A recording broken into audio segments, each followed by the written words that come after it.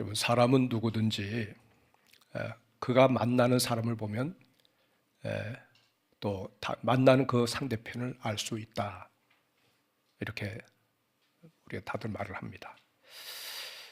그 나의 수준이 자주 만나는 사람의 수준이라는 거죠. 그래서 우리 속담에 사람은 끼리끼리 모인다, 이렇게 말을 합니다.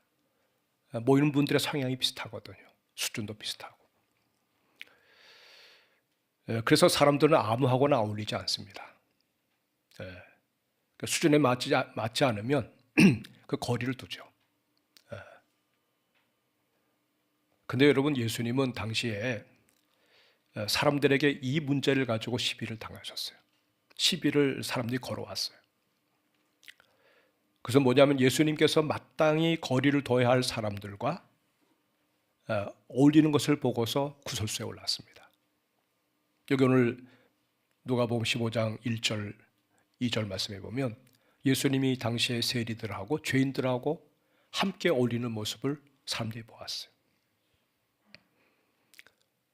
유대인들은 세리, 죄인, 창기, 당시에 그냥 막 사는 사람들은 아예 사람 취급도 하지 않았거든요. 근데 예수님이 그들과 어울려서 같이 담소하고 또 같이 찻집에 앉아서 차도 마시고 또 음식도 같이 먹으면서 이렇게 다른 사람들이 볼 때는 주님이 희덕거리는 걸로 봤어요. 그 당시 사람들한테는 예수님이 굉장히 비판의 대상에 선 거죠. 어떻게 저럴 수가 있나? 나름대로 랍비라고 그러면서 하나님을 사랑한다고 하면서 어떻게 저런 죄인들과 어울릴 수가 있느냐 하는 거죠. 우리는 거룩해야 되는데. 여러분, 이런 분위기, 이런 어떤 말투가 2000년 전 예수님 당시에만 있었던 건 아니죠. 오늘날에도 그렇습니다. 오늘날에도.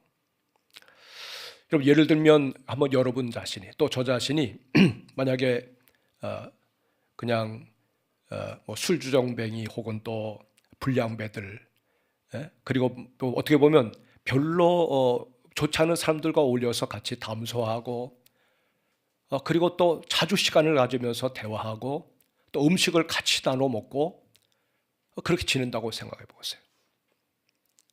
아마 그러면 당장 소문이 퍼질 거예요. 제가 만약 그렇게 산다면 사람들이 목사님 왜 저래? 경건하지 못하게 왜 저런 사람들과 어울리는 거야? 그래서 경건을 잃어버렸다, 타락했다, 뭔가 문제가 있다, 별의별 얘기들이 많이 나오지 않겠습니까? 여러분들이 아마 그렇게 하기면 또 다른 사람도 그렇게 얘기할 거예요. 보통 아주 좋은 화제거리가 되지 않겠습니까? 예수님께서는 그들이, 여기 서기관, 바리새인들, 유대인들이 그렇게 하는 말을 들었어요. 그래서 예수님께서 바로 그들을 향해서 들려주는 이야기가 바로 오늘의 이야기입니다. 잃어버린 어린 양에 관한 얘기입니다. 이걸 가지고, 이 비유의 말씀을 가지고 주님은 자신의 답을 하신 거예요. 거기에 대해서 왜 그러냐에 대해서 답을 하신 거예요.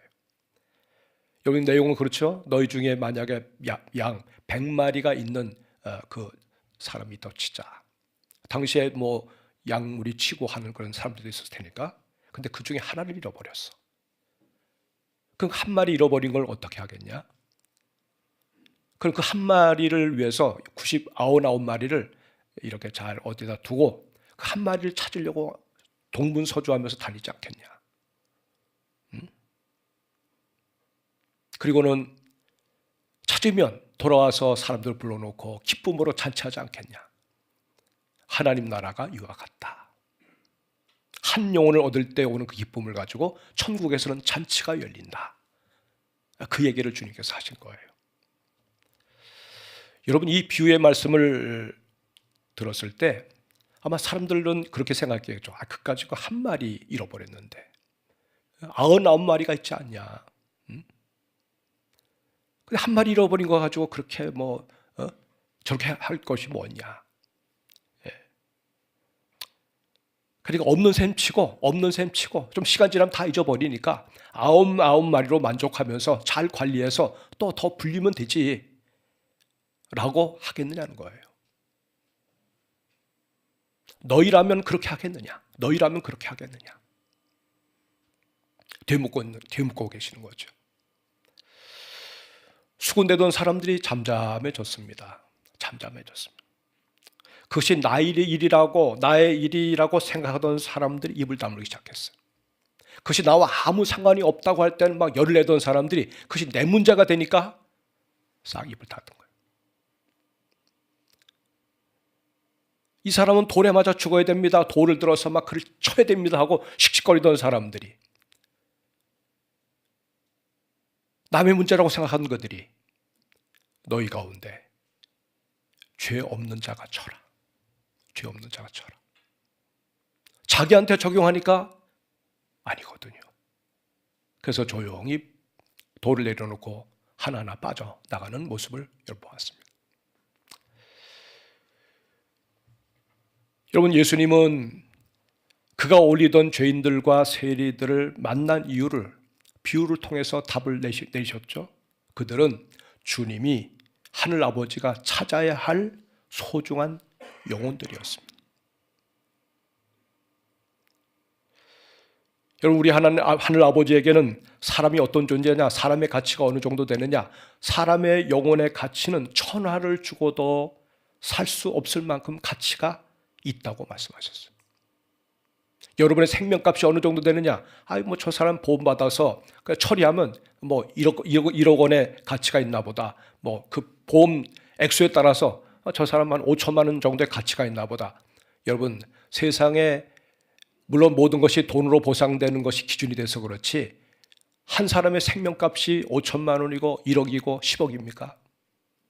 헤아릴 수 없어요. 안 되니까. 절대로 그 가치를 헤아릴 수 없으니까 그냥 그 정도로 해서 그냥 이렇게 묻어가는 거죠. 여러분, 잃어버린 한 영혼을 반드시 되찾아서 아버지께로 되돌려야 되겠다는 그 마음, 이거 예수님의 마음이셨어요. 그래서 예수님께서는 그들을 얻기 위해서 그들 속으로 들어간 겁니다. 그들 속으로 들어간 거예요.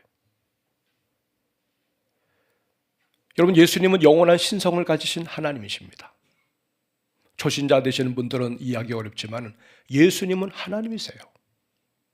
하나님의 아들이시면서 하나님이세요. 성삼위 하나님이세요.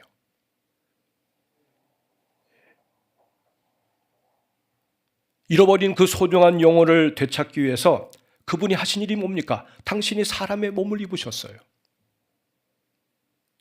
인생이 잉태되어서 태어나서 한평생 살다가 죽음으로 끝나는 모든 그 과정을 주님은 다 거치셨어요. 사람의 아들이 되셨어요. 우리와 똑같은 사람이면서, 그러면서 완전하신 하나님이셨어요. 성육신에 가려져 가지고 그 하나님의 신성을 보지 못해서 그렇지, 그분은 하나님의 아들이셔죠. 아버지의 마음을 하셨습니다. 아버지가 지어내신, 아버지가 이 땅에 태어나게 하신 그 소중한 영혼들을 사랑하는 그 마음을 아셨어요. 잃어버린 그 영혼을 생각하시면서 그 마음 가지고 아들이신 주님이 이 땅에 오신 겁니다. 그러니까 여러분, 주님은 모정을 가지신 부모입니다. 하늘 우리가 아버지라고 얘기하지만 그분은 사실 어머니의 심정을 가지신 분이세요. 여러분, 새끼를 키우는 그 어미들을 보세요. 일반 짐승들도 보세요. 미물의 그 짐승들을 보세요. 자기 자식을 위해서 그 부모가 목숨도 내놓잖아요. 동물의 세계에서도. 여러분, 우리도 마찬가지입니다. 우리도 우리의 부모님이 계셨기에 지금의 저와 여러분이 있는 거 아닙니까? 사랑의 열매로 맺은 우리들이 부모의 눈에는 천하도 그 어느 것으로도 바꿀 수 없는 소중한 가치가 있는 존재였다는 사실이죠.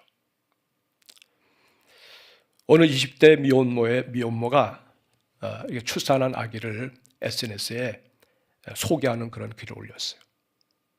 내용은 입양을 할 사람 없습니까? 라고 말하면서, 근데 값은 20만 원입니다. 라고 SNS에 글 올렸어요. 여러분, 입양이라고 하는 표현을 썼지만은 아기를 SNS에 20만 원에 판매한다고 하는 순간부터 그건 판매하는 거죠. 매매하는 거죠. 한마디로 말하면 자식을 버리는 겁니다. 사랑이 결핍되니까 여러분 세상이 거꾸로 돌아갑니다. 예? 부모 자리를 스스로 박차고 잃어버립니다. 사랑을 잃어버리니까 거짓 부모가 되고, 사랑을 잃어버리니까 거짓 교사가 되고, 사랑을 잃어버리니까 여러분 거짓된 지도자가 되고, 사랑을 잃어버리니까 사꾼이 되고, 그런 것 아니겠습니까? 주님께서는 이 비유를 통해서 당시의 유대교 종교 지도자들에게, 나름대로 자기는 종교인이라고 자부하는 사람들에게 목자의 심정을 통해서 하늘 아버지의 마음을 헤아리기를 원하셨어요. 잃은 양을 찾아내기까지 수고하는 그 목자의 심정, 그것이 오늘 우리들의 마음이 되어야 된다는 거예요. 여러분, 윤상혜 씨라고 하는 분이 계셔요. 이분은 3살 때 할머니 손을 붙잡고 남대문 시장에 놀러 갔다가 할머니가 이 손녀를 잃어버렸어요. 그 당시에 그 어머니 이응순 씨라는 분이 34살이었는데 그 잃어버린 딸을 찾으려고 남대문 시장을 맨날 와서 둘러보고 또 둘러보고 하다가 아예 그 남대문에다가 자리를 이제 사서 장사를 하기 시작했어요. 여러분, 이유는 돈 벌어서 장사해서 돈 벌겠다는 것이 아니라 거기에 있어서 거기에 잃어버린 그 딸이 있는 그 현장에 자기가 거기서 그냥 자리에 해서 딸을 찾기까지 그 장사를 이어가게 된 거예요. 그 나이대의 사람이 오면은 물어보고 또 모양새도 보고 또 물어도 보고 이러면서 이제 몇 년을 보냈느냐 하면 여러분 44년을 보냈어요. 44년을. 딸을 찾으려고. 근데 감사하게도 여러분 44년 만에 그 긴 세월을 보내는 동안에 그 딸을 찾았어요. 딸을 찾았어요. 서로 그냥 끌어안고 울면서, 왜? 여러 가지 제조해 보니까 비슷하거든요. 예? 자식 보면 여러분 부모가 알잖아요. 아무리 세월이 가도. 예? 그러니까 다시 한번 더 물어보고 이렇게 취조하는 가운데 그 딸, 잃어버린 딸인 것을 알았어요. 아마 여러분 많은 그 주변의 식구들이 이제 그래서 다음에 주어진 그 자식들 생각하고 그 자식들 위안 삼아서 살지 왜 그러냐고 아마 무모하다고 소망이 없다고 그렇게 얘기하지 않았겠습니까? 그만두라고 얘기하지 않았겠습니까? 여러분 부모의 그 마음을 안다면, 부모의 그 심정을 안다면 그럴 수 있을까요? 자식은 부모를 그렇게 잊을 수 있어요. 그러나 부모는 자식을 그런 식으로 깨끗하게 깔끔하게 지울 수가 없어요. 깔끔하게. 그걸 가슴에 품고 사는 거죠. 가슴에 품고. 그런 점에서 여러분 죄인과 세리들과 어울려 먹고 마시는 그 주님의 그 자리는 당연히 주님이 계셔야 할 자리였다는 거예요. 당연히. 그 자리가 부재여서 그 자리에 있어야 될 사람이 없어서 그래서 그것이 문제가 되는 거지. 당연히 있어야 될 그 자리에 있는 사람들 두고 뭐라고 한다고 하면 그거는 잘 몰라서 그런 거죠. 잘 몰라서. 사랑하는 성도 여러분, 예수님은 자신을 선한 목자라고 말씀했어요. 예수님께서 이 세상에 오신 목적을 주님께서는 요한복음 10장 12절에서 밝히셨어요. 내가 온 것은 양으로 생명을 얻게 하고 더 풍성하게 하려는 것이다. 내가 온 것은 잃어버린 양을 찾기 위해서 온 것이다. 나는 선한 목자다. 선한 목자다. 선한 목자는 양들을 위해서 기꺼이 내 목숨을 버린다. 사꾼은 그렇지 않다. 양이 제 양이 아니기 때문에 이리가 온 것을 보면 먼저 주랭랑을 치는 것이 사꾼이다. 목자는 그렇지 않다. 예수님 우리를 선한 목자 되신다는, 선한 목자가 되신다고 이렇게 자기를 소개하고 계신 거예요. 사랑하는 여러분, 양은 스스로 생존할 수 있는 능력이 없어요. 목자가 바짝 붙어 있어줘야, 동행해줘야, 그래야 안전이 보장되는 존재입니다. 스스로를 여러분 해치려고 하는 그런 이 적들을 상대로 스스로를 보호할 수 있는 능력이 없어요. 사납지도 않습니다. 몸에 어떤 뿔을 가지고 있지도 않습니다. 무기가 되지도 못합니다. 달려도 여러분 금방 추월당합니다. 근데 놀랍게도 여러분, 그런데 양은 번성합니다. 이 세상을 보면 양들이 번성해요. 쌓아놓은 그런 이 맹수들은 희귀동물이 되는데, 여러분 선한 동물, 아무런 힘도 없는 연약한 동물들은 번성합니다. 왜 그렇습니까? 그들을 보호하고 지켜주는 주인이 있기 때문에 그런 거예요. 여러분, 이 양이 가지고 있는 장점 가운데 딱 한 가지 장점이 뭐냐?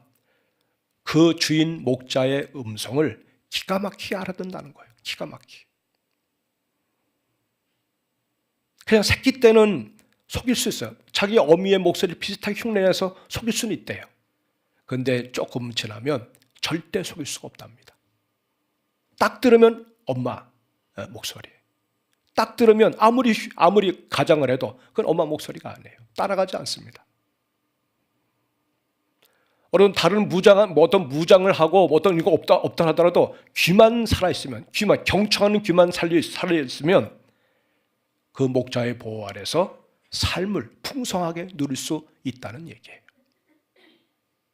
사랑하는 여러분, 목자이신 주님이 오늘 우리의 인생 가운데 앞서가시면서, 곁에서 동행하시면서, 때로 우리를 업어가시면서 든든하게 우리와 동행하시는 그 주님이 내 주님이라고 하는 것에 대해서 감사할 수 있기를 주의 이름으로 축복합니다.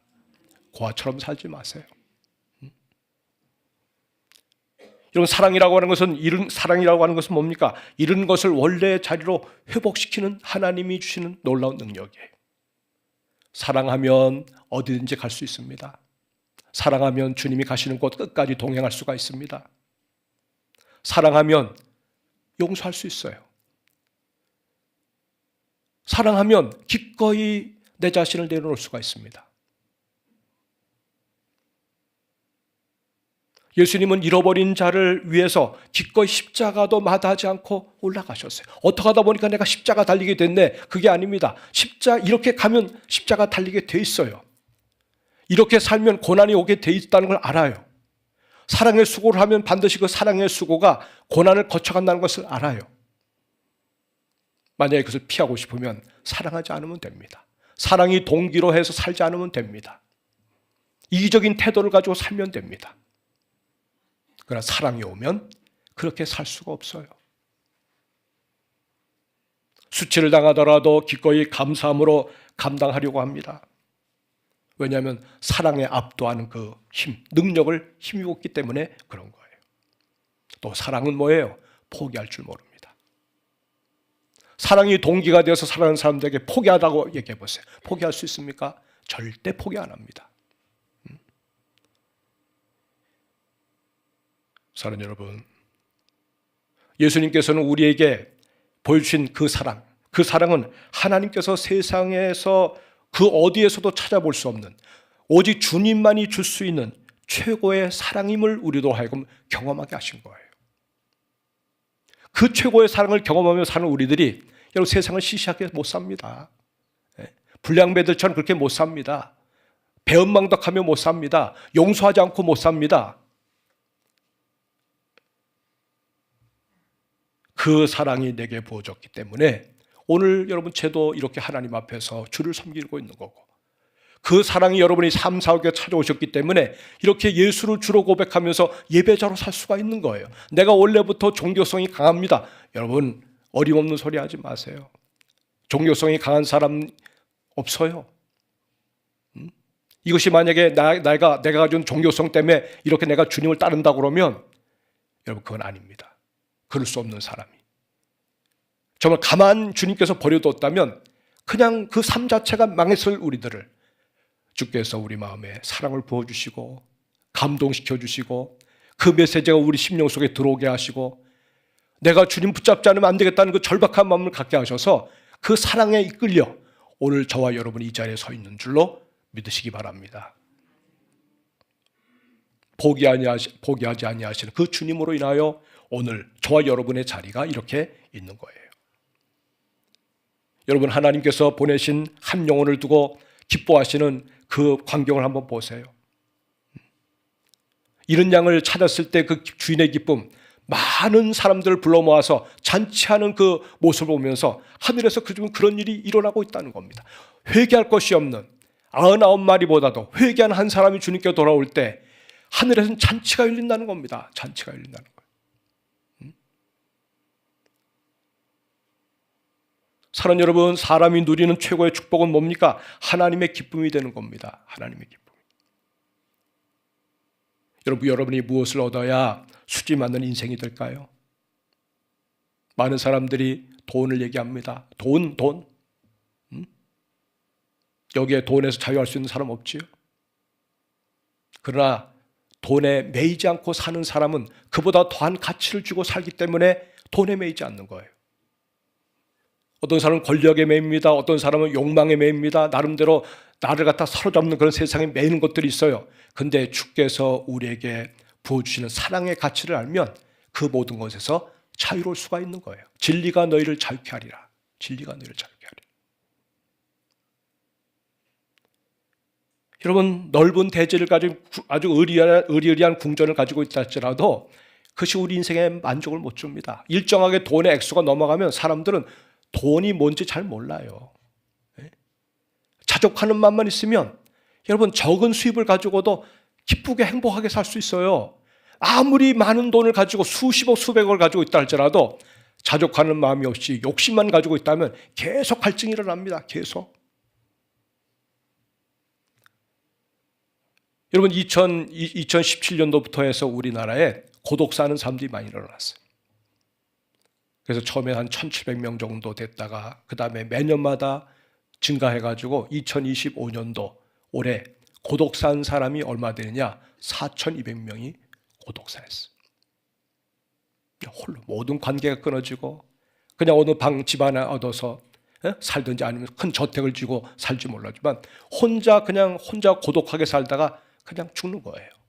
그 나중에 사람들이 들어와가지고 이제 정리하는 그 장례사들 있잖아요. 그래서 보면 이제 그 집을 다 정리하는 가운데 보면 놀랍게도 여러분 거기에 본인들이 돈을 평상시에 그 지폐를 갖다가 가지고 침대 쪽에도 깔아놓고 아니면 어디에다가 비밀 공간에다 또 감춰놓고 해가지고 그렇게 해서 찾아서 여러분 걷어들인 돈, 뭐 친척이나 뭐가 있으면 모르겠는데 그렇게 해서 걷어들인 돈이 작년 한 해 얼마냐? 1,900억. 1,900억이 거쳤어요. 여러분 이게 뭡니까?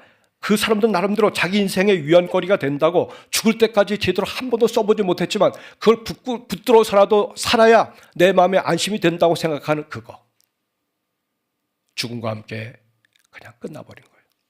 써보지도 못하고 끝난 거예요. 주인을 잘못 만난 겁니다.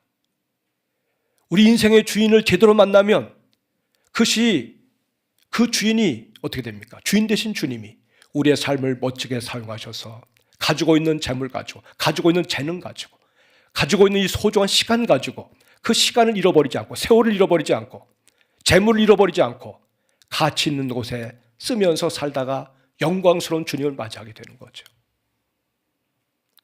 하나님께서 기뻐하시는 최고의 복이 다른 데 있지 않습니다. 여러분 우리 인생의 노후가 중요하지 않습니다. 인생의 노후를 뛰어넘어서 영원한 하나님 앞에 서는 그날 영생이 이어지는 그 세계 거기가 우리가 가야 될 영생의 축복의 자리거든요. 믿으십니까? 이게 믿어져야 되는 거예요. 믿어지지 않으니까 이 세상의 일 가지고 아웅다웅하는 겁니다.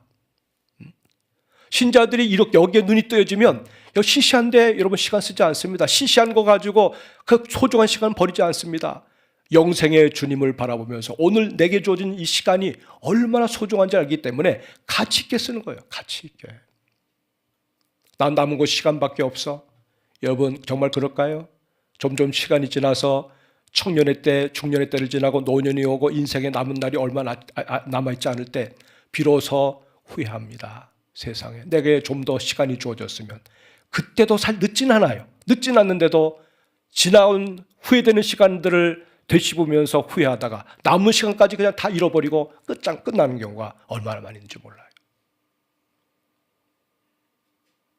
여러분 소중한 영혼이 구원을 받을 때 하나님 나라에서는 잔치가 열립니다. 최고의 기쁨의 잔치가 열립니다.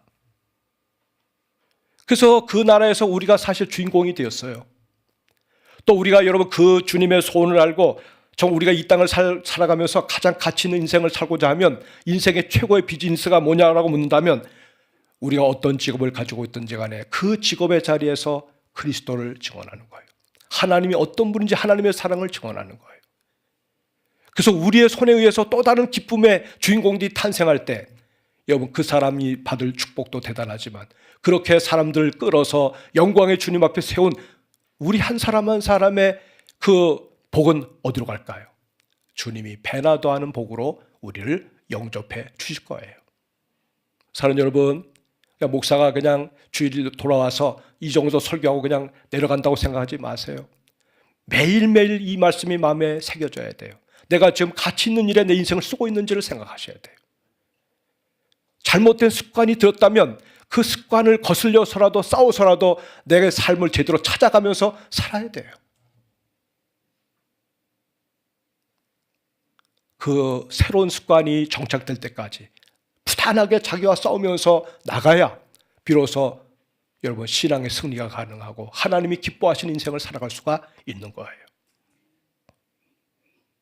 사랑하는 여러분, 하나님께서 알아주시고 기억해 주시는 멋진 인생, 내 인생이 하나의 비즈니스라고 그러면 하나님께서 인정하시는 그런 비즈니스맨, 성공한 성공자, 축복의 주인공들이 다 될 수 있기를 주의 이름으로 축복합니다. 아멘. 우리 다 같이 한번 기도할까요?